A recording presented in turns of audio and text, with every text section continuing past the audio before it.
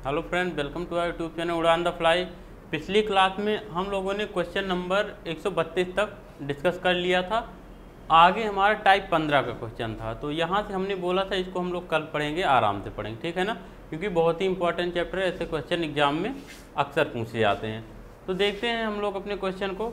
और हाँ, एक बात और, आप लोग टेलीग्राम चैनल ज़रूर ज्वाइन कर लीजिए हमारा। टेलीग्राम में जाके आप लोग सर्च कर लें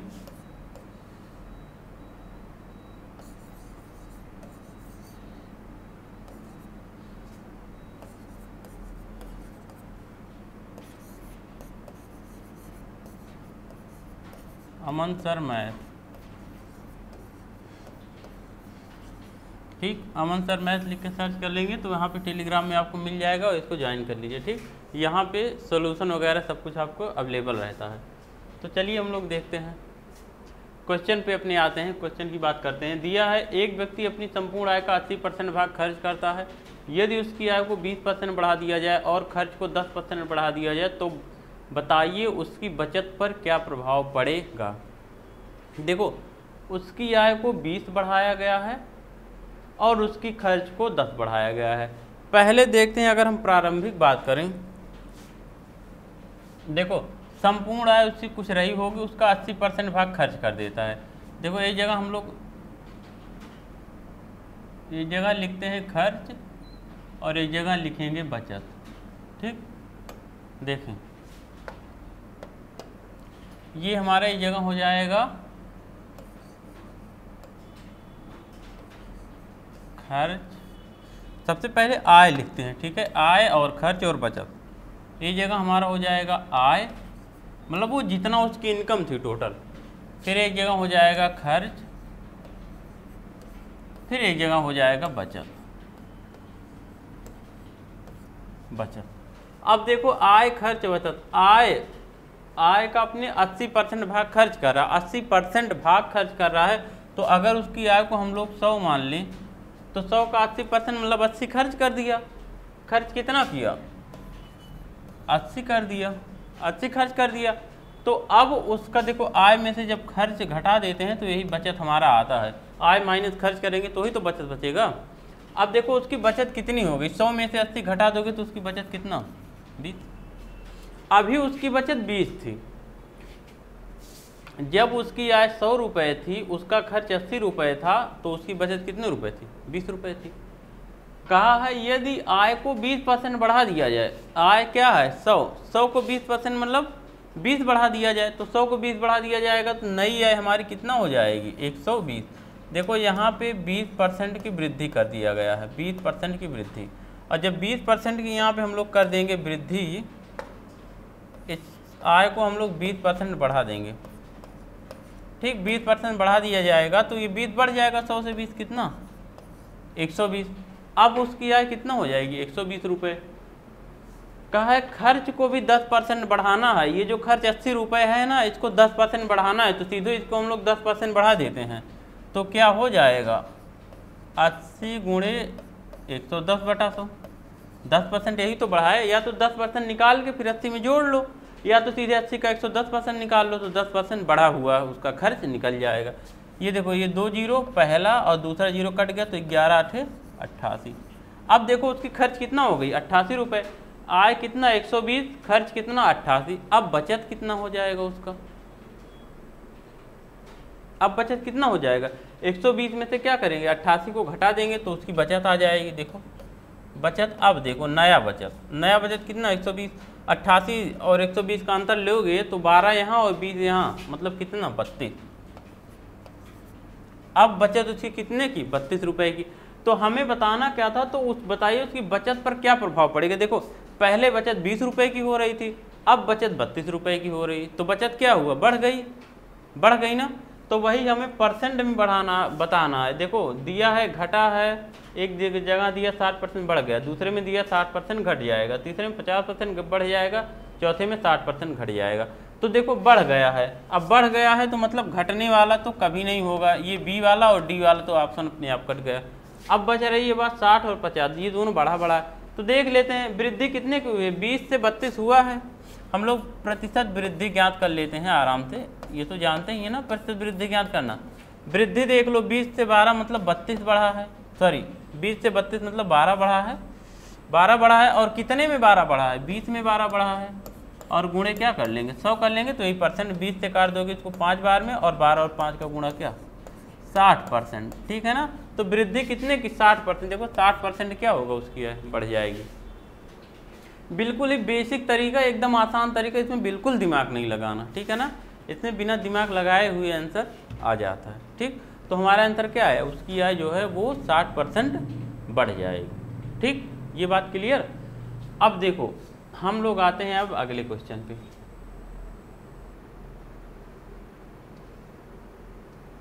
ये देखें अगला क्वेश्चन, एक व्यक्ति अपनी संपूर्ण आय का 75% भाग खर्च करता है। यदि उसकी आय को 10% बढ़ा दिया जाए और खर्च को 20% बढ़ा दिया जाए तो बताइए उसकी बचत पर क्या प्रभाव पड़ेगा। पीछे वाले के जैसा है, एकदम पीछे वाले के जैसा। यहाँ पे हम ज़्यादा लिखेंगे नहीं, सीधे सीधे उसकी आय हम लोग 100 ले लेंगे। ठीक, 100 मान लेंगे, और उसका 75% खर्च कर देता है। खर्च 75 किया तो उसने बचत कितना किया होगा? 100 माइनस 75 मतलब 25। ये है हमारी बचत, लिख दे रहे हैं। ये था हमारा खर्च और ये था हमारा आय। आय माइनस खर्च बराबर क्या? बचत। चलो 100 रुपये उसकी आय हमने मान लिया, 75 रुपये खर्च कर दिया, 75%। ठीक, तो 25 बचा उसका। चलो आगे कहा है यदि आय को 10% बढ़ा दिया जाए, तो सीधे 100 को 10% बढ़ा दिया जाएगा तो कितना हो जाएगा? 110 हो जाएगा, 10 बढ़ जाएगा 100 से। और खर्च को 20% बढ़ा दिया जाए, ये जो 75 है खर्च ना, इसको 20% बढ़ा जाएगा तो 120 बटा 100 हो जाएगा। 20 से 6 बार में और 20 से 5 बार में, 5 से 75 15 बार में, और 15 और 6 का गुणा कितना? 90। तो अब खर्च कितना हो गया? 90। आय कितनी होगी? 110, खर्च 90। तो अब बचत कितनी हो जाएगी? देखो 110 में से 90 को घटा लो, 110 में से 90 को घटा लेंगे। भाई 110 रुपये अब उसकी आय है, मतलब 110 रुपये वो हाँ कमाई कर रहा है, 90 रुपये उसने खर्चा कर दिया, तो कितना बचत किया? 20 रुपये बचत किया, 20 रुपये बचत किया।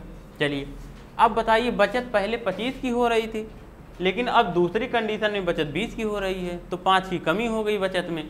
तो सीधे सीधे हम लोग प्रतिशत कमी निकाल लेंगे। बचत में प्रतिशत कमी कितने की?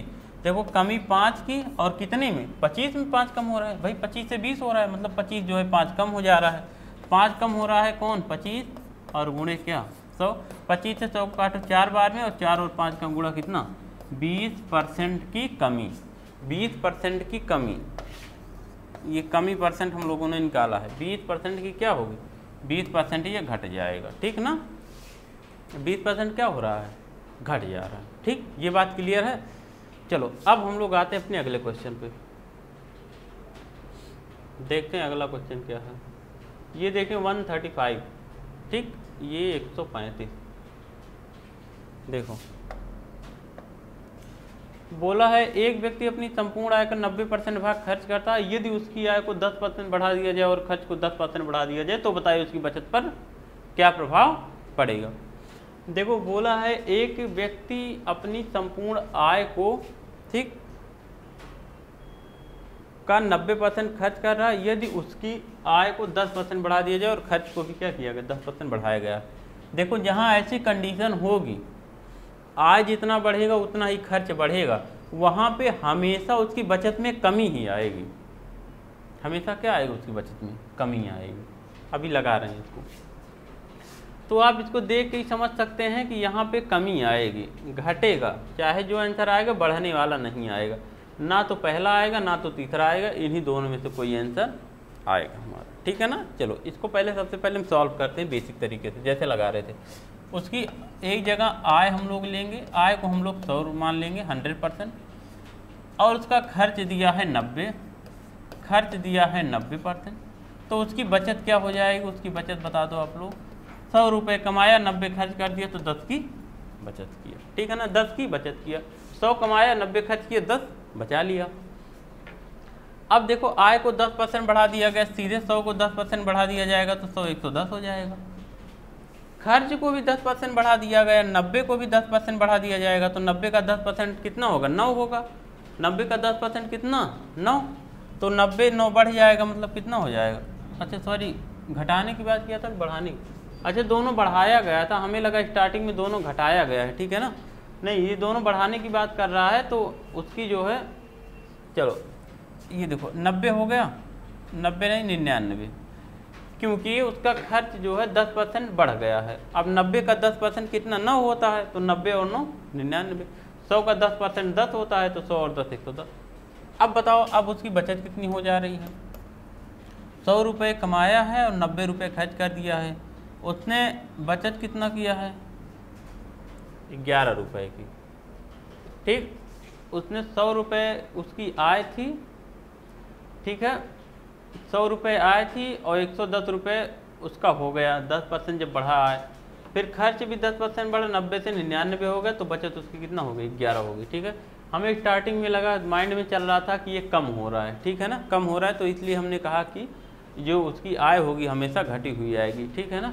लेकिन यहाँ पे दोनों बढ़ने की बात किया है, पढ़ तो रहे थे बढ़ा गया है, लेकिन माइंड में चल रहा था कम हुआ। ठीक, चलिए कोई बात नहीं, इसको देखते हैं हम लोग। देखो 10 से 11 हो गया। अब बताओ 10 से अगर 11 हो गया है उसका बचत, तो उसकी बचत बढ़ गई है, 1 रुपये बढ़ गई है। 10 से 11 मतलब देखो प्रतिशत वृद्धि हुई है। कितने की प्रतिशत वृद्धि हुई? 10 से 11, 1 की वृद्धि कितने में 10 में और गुणे 100। इसको काट लोगे आप, क्या आ जाएगा 10% की क्या वृद्धि हो जाएगी, तो 10% बढ़ जाएगा। ठीक है ना, हमने मिस्टेक से स्टार्टिंग में कुछ और ही बोल दिया था, तो यहाँ पे क्या होगा उसकी 10% बढ़ जाएगी। ठीक, तो ये है हमारा 135 नंबर का क्वेश्चन। अब हम लोग अपने अगले क्वेश्चन पे आते हैं।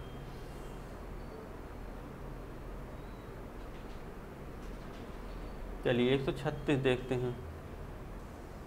अब देखो यहाँ से हमारा अगले टाइप का क्वेश्चन आया है, यहाँ से 136 से हमारा अगले टाइप का क्वेश्चन स्टार्ट हुआ है। ठीक,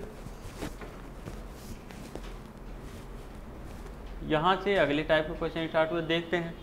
दिया है, एक पिता अपनी संपूर्ण आय का 10% भाग अपने 2 पुत्रों को जेब खर्च के लिए देता है, जिसका 80% भाग बड़े पुत्र को प्राप्त होता है। ठीक, 80% भाग बड़े पुत्र को प्राप्त होता है, जो उसकी संपूर्ण आय का 75% भाग खर्च कर देता है और 40 रुपये की बचत कर लेता है। तो बताइए पिता की आय, संपूर्ण आय क्या है। ठीक, हमें बताना है उसके पिता की संपूर्ण आय क्या है। चलिए, उसके पिता की संपूर्ण आय हमें निकालना है।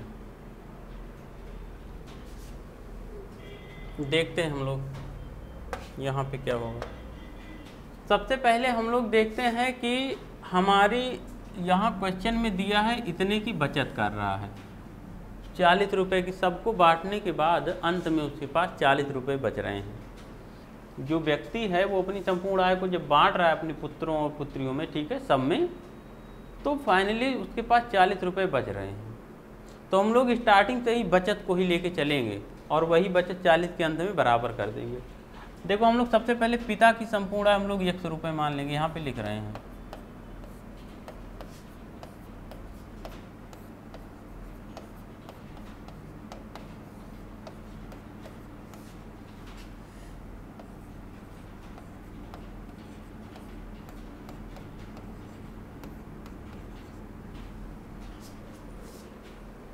पिता की संपूर्ण आय कितना मान लेंगे, 100 रुपये मान लेंगे। ठीक, चलिए अब देखो 100 रुपये स्टार्टिंग में पिता की आय थी, संपूर्ण आय का 10% भाग अपने दोनों पुत्रों को जेब खर्च के लिए देता है।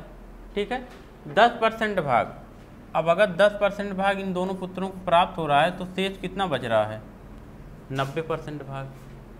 नहीं, फिर आगे दिया है जिसका 80% भाग बड़े पुत्र को प्राप्त होता है। अच्छा, देखो 10% भाग ये लोग पा रहे हैं, 10% मतलब 10/100। दोनों पुत्र इसके जो है टोटल अपनी आय का, इसकी आय 100 रुपये थी, इसका 10% भाग अपने दोनों पुत्रों को दे रहा है। ठीक, x का 10%, इतना रुपये दिया।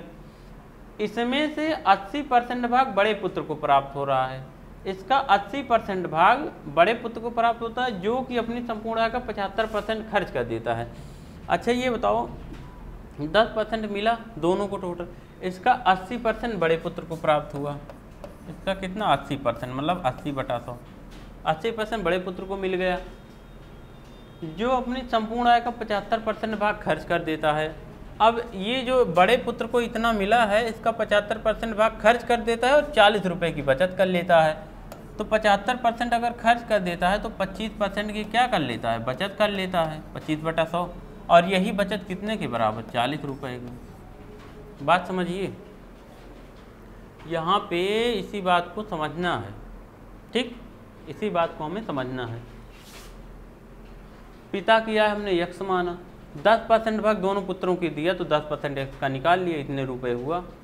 इसका 80% भाग बड़े पुत्र को, और ये बड़ा पुत्र ही 40 रुपये की बचत कर रहा है, 80% भाग बड़े पुत्र को दे दिया, ठीक है।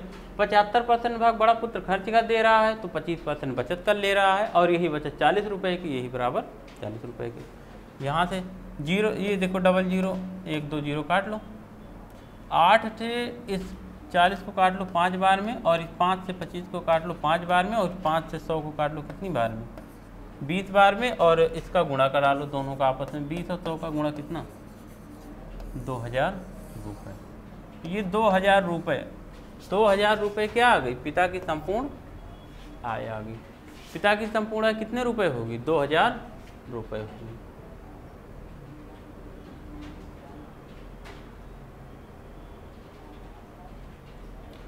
चलिए आगे देखते हैं अगला क्वेश्चन। देखें इस क्वेश्चन को, इसमें क्या कह रहा है। कहा है एक पिता अपनी संपूर्ण आय का 1% भाग अपने दोनों पुत्रों को जेब खर्च के लिए देता है, जिसका 60% भाग बड़े पुत्र को प्राप्त होता है, जो कि अपनी संपूर्ण आय का 20% भाग बचत करता है और 72 रुपये की बचत करता है। देखो सेम क्वेश्चन है, तो बताइए पिता की संपूर्ण आय क्या है। चलिए पिता की संपूर्ण हम लोग यहाँ पे लिखेंगे नहीं अब ज़्यादा, सीधे सीधे यक्स मान लेंगे, आपको ऐसे ही लगाना है।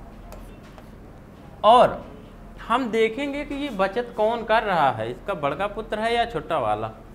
तो हम देखेंगे यहाँ पे जो बचत कर रहा है वो 60% बड़े पुत्र को प्राप्त होता है, जो अपनी आय का 20% खर्च कर दे रहा है, 72 रुपये की बचत बड़ा पुत्र बचत कर रहा है। तो सबसे पहले व्यक्ति अपनी संपूर्ण आय का 1% इन लोगों को दे रहा है, मतलब 1/100 इतना रुपये दे रहा है जेब खर्च के लिए, जिसका 60% बड़े पुत्र को।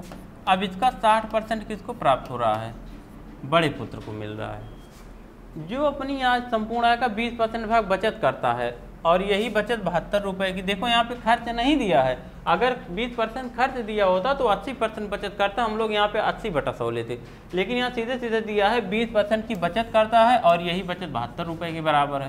तो यही सीधा हो जाएगा 20% बचत मतलब 20/100, और यही बराबर कितने की, 72 रुपये की। कितने के बराबर, 72 रुपये की, ठीक। चलिए अब इसी को सॉल्व करके एक्स का मान निकाल लेते हैं। चलो ये डबल जीरो कट गए, ये डबल जीरो कट गए, 6 दूनी 12 और 12 छक 72, तो एक्स बराबर आपका क्या आ गया 6 लिखे, और ये डबल जीरो 4 जीरो 1 2 3 4, ठीक। 60,000 रुपये हमारा जहाँ भी होगा ये हमारा क्या हो जाएगा, आंसर हो जाएगा। तो यहाँ पे हमारा आंसर कौन सा, पहला वाला आंसर 60,000 रुपये। चलिए अब बढ़ते हैं अगले क्वेश्चन की तरफ।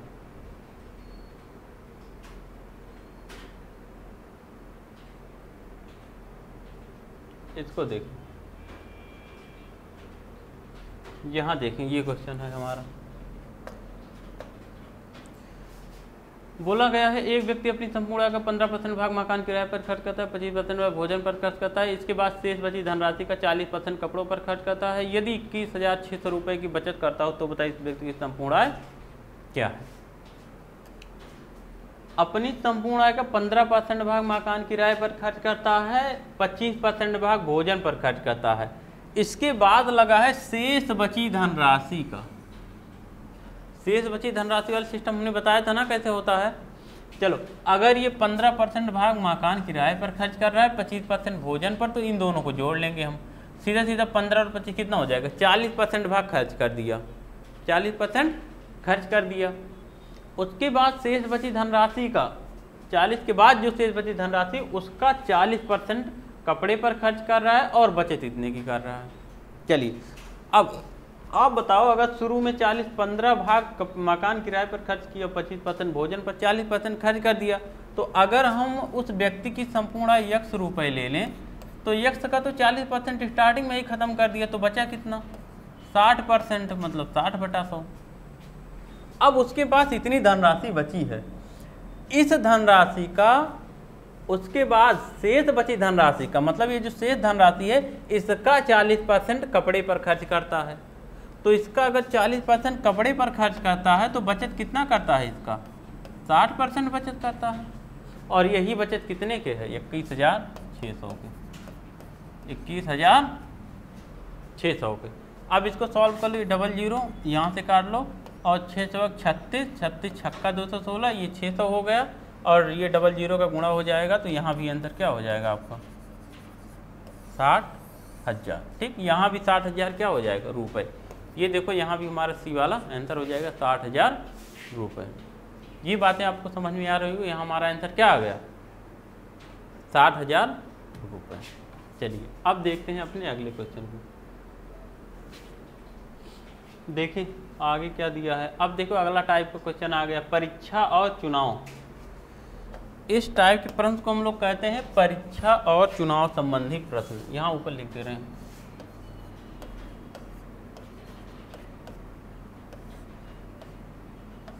परीक्षा और चुनाव संबंधी प्रश्न बहुत ही इंपॉर्टेंट है। ठीक, चुनाव वाला भी पेपर में खूब प्रश्न पूछा जाता है और परीक्षा वाला भी पेपर में खूब पूछा जाता है। तो इसको हम लोग देखते हैं। एक परीक्षा में पास होने के लिए 45% अंक की आवश्यकता होती है। एक विद्यार्थी को 65% अंक प्राप्त हुआ और वह 15 अंकों से परीक्षा में फेल हो गया, तो बताइए परीक्षा का पूर्णांक क्या है। अब देखो इस टाइप के क्वेश्चन को हम लोग बहुत ही आसान तरीके से समझेंगे, एकदम बिल्कुल सबसे सरल भाषा में। देखो सबसे पहले हम ये समझते हैं उसको पास होने के लिए कम से कम कितने परसेंट अंक चाहिए थे, इतना, कितना 45। उसको पास होने के लिए जो कम से कम अंक चाहिए था वो था 45%, कितना 45%। चलिए उसको 45% अंक चाहिए था, लेकिन हो क्या रहा है वो इतना अंक नहीं लाया है। विद्यार्थी को 165 अंक प्राप्त हुआ और वह 15 अंकों से परीक्षा में फेल हो गया।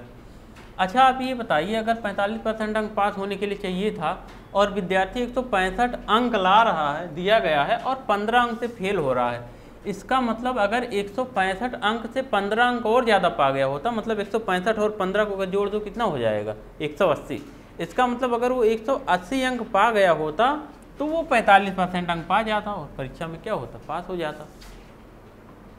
बात समझ रहे हैं ना, क्योंकि वो 15 अंक से फेल हो रहा है। वो फेल कितने अंकों से हो रहा है, 15 अंकों से फेल हो रहा है। कब 15 अंक से फेल हो रहा है, जब 165 अंक को परीक्षा में ला रहा है। इसका मतलब 165 से अगर 15 अंक और ज़्यादा पाया होता, मतलब 180 अंक अगर वो पाया होता तो वो पास हो जाता, और पास हो जाता मतलब 45% अंक होता है पास होने के लिए, दिया गया है। तो इसका मतलब ये 45% बराबर कितने के, 180 के। तो यहाँ पे हम लोग इस टाइप के क्वेश्चन में क्या लगाते हैं, A% बटा x बराबर B% बटा y। हर जगह ये लग जाएगा, जहाँ भी ऐसा क्वेश्चन आया वो हर जगह इसको लगाओ, कोई दिक्कत नहीं। वही होता है जैसे अभी हम करेंगे 45% बराबर 180 के, तो 1% बराबर 4 के, तो 100% बराबर 400 के। भाई परीक्षा का अंक 100% होता है, तो 100% बराबर 400 के, तो कहेंगे 400 कहाँ है, वही हमारा आंसर हो जाएगा। उसी चीज़ को हम लोग ये चरणबद्ध तरीके से फार्मूला बनाते हैं, एक ट्रिक बनाते हैं, ठीक है ना। देखो A% मतलब A% का मान कितना 45, और 45% का मान अंक में कितना है भाई, ये परीक्षा का आवश्यक पास होने के लिए अंक है 165 और 15 कितना 180, 180 है, यही 45% है, कितना 180। तो बराबर B% हमारा क्या है, परीक्षा का पूर्णांक बताना था। तो परीक्षा का पूर्णांक 100% का होता है, ये दिया नहीं रहेगा, इसको आपसे खुद से सोचना है। परीक्षा का पूर्णांक कितना 100% का होता है ना, 100% पे ही तो तुलना किया जाता है। तो 100% हो गया और बटा y, यही y का मान निकल जाएगी। 45 से काटोगे 4 बार में और 100 और 4 का गुणा, तो y बराबर कितना 400। यही हो जाएगा परीक्षा का पूर्णांक कितना 400, ये हो गया। ठीक, बात समझ में आई ना। चलो अब बढ़ते हैं अगले क्वेश्चन पे, इसको देखते हैं। एक परीक्षा में पास होने के लिए 35% अंक की आवश्यकता है। एक विद्यार्थी 185 अंक प्राप्त हुआ और उसे न्यूनतम उत्तीर्ण अंक से 10 अंक अधिक प्राप्त हुआ, तो बताइए परीक्षा का पूर्णांक क्या है। अब देखो 35% अंक पास होने के लिए लाना था। अगर कोई व्यक्ति 35% अंक ला देता तो वो क्वालिफाई कर जाता एग्जाम। एक विद्यार्थी को 185 अंक मिला, लेकिन हुआ क्या, वो 10 अंक ज़्यादा ले आया। उत्तीर्ण, ये जो पूर्णांक था उत्तीर्ण होने का 35%, इससे 10 अंक ज़्यादा आ गया। जब कब, जब वो 185 अंक लाया। इसका मतलब 185 अंक में से अगर 10 अंक हम कम कर दें तो हमारा यही उत्तीर्ण पूर्णांक पे हम लोग पहुँच जाएंगे, एकदम बॉर्डर पे पहुँच जाएंगे ना, जहाँ पे पूर्णांक हमारा परसेंट तय किया गया है। तो हम लोग करेंगे क्या, 185 में से 10 घटा दोगे तो 175। इसका मतलब 175 उसका जो नंबर है वो पास होने के लिए कम से कम चाहिए ही चाहिए, और परसेंट में वही कितना है 35%। तो इसका मतलब क्या हुआ, a% बटा x, मतलब 35% बटा 75। बात समझिए, 35% बटा 75। और हमसे पूर्णांक पूछा है तो पूर्णांक हमेशा अपने आप में 100% होता है और बटा y। ठीक, 100% बटा y। देखो 35% की आवश्यकता थी, विद्यार्थी तो 85 अंक लाया और उसे न्यूनतम उत्तीर्ण अंक से 10 अंक ज़्यादा मिल गए हैं। तो 10 अंक ज़्यादा मिल गए हैं, अगर वही 10 अंक हम लोग कम कर देंगे तो ये हो जाएगा 175। ठीक, 175। अब इसको हम लोग सॉल्व कर लेते हैं। ठीक, देखो 5 से काट लो, 5 से इसको 7 बार में काट लो, और 5 से इसको 3 बार में 15, 2 17 और 5 25 25, और 7 से इसको 5 बार में काट लो और 100 और 5 का गुणा कर लो, तो y बराबर आपका क्या आ जाएगा 500। ये हो गया। देखो कितना आसानी से आ रहा है, सब एकदम आसान। ठीक है ना, सारे के सारे क्वेश्चन बहुत ही आसान है, बस समझने का तरीका सही होना चाहिए, हमें कैसे करना है ये बातें सही से आनी चाहिए। ठीक है ना, चलिए अब अपना अगला क्वेश्चन देखते हैं। देखो धीरे धीरे क्वेश्चन का लेवल जो है वो बढ़ता जाएगा, क्वेश्चन अच्छे लेवल का आता जाएगा। यहाँ देखते हैं क्या लिखा है। एक परीक्षा में 2 परीक्षार्थी ए और बी क्रमशः 45% और 30% अंक प्राप्त करते हैं। ये क्या है, ए होगा, ये यहाँ पे ए बना ले। ठीक है ना, ए को न्यूनतम उत्तीर्ण अंक से 40 अंक अधिक प्राप्त हुआ, जबकि दूसरे विद्यार्थी को न्यूनतम उत्तीर्ण अंक से 80 अंक कम प्राप्त हुआ। तो बताइए परीक्षा का पूर्णांक क्या था। देखो यहाँ पे कुछ भी नहीं करना, हमें यही बात देखना है। यहाँ पे दोनों का दे दिया है अंक, ए और बी का। 2 लोग थे, पहला ए था दूसरा बी, आसानी से बिल्कुल समझो, एक बार समझ लेंगे फिर कभी दिक्कत नहीं आएगी। एक ए था दूसरा बी, दोनों एक 45% और दूसरा 30% अंक प्राप्त कर रहा है। एक विद्यार्थी को 45% अंक मिल रहा है ए को, और बी को मिल रहा है 30%। अब कहा गया है तो विद्यार्थी ए को न्यूनतम उत्तीर्ण अंक से 40 अंक अधिक प्राप्त हुआ।